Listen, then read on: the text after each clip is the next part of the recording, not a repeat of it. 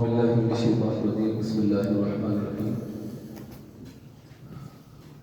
आज जामिया तदरीस इस्लाम के एक और तालिब इल्म हाफिज तहसीन अरशद जिन्होंने कुरान पाक मुकम्मल हिफ्ज़ किया है, तो वो अभी अपना आखिरी सबक कारी साहब को सुनाएंगे।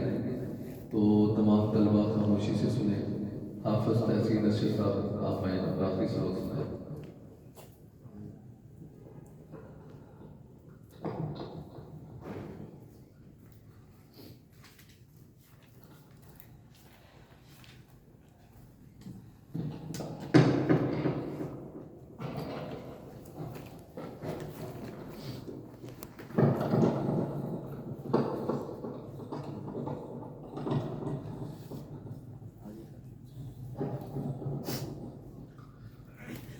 أعوذ بالله من الشيطان الرجيم. بسم الله الرحمن الرحيم. صبغة الله، ومن أحسن من الله صبغة ونحن له عابدون.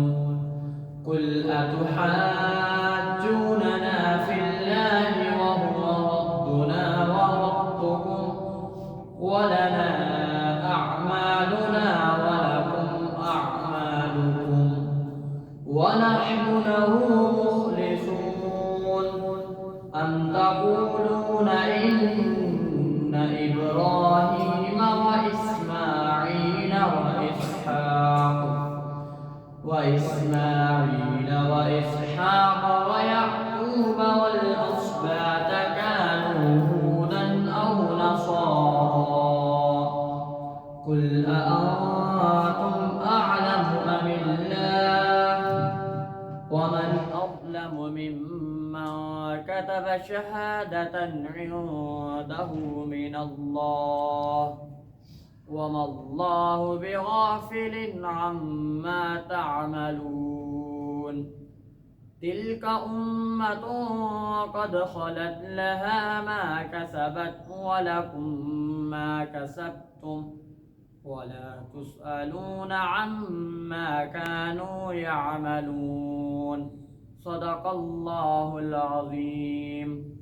माशाअल्लाह, माशाअल्लाह, बहुत बहुत मुबारक हो गई।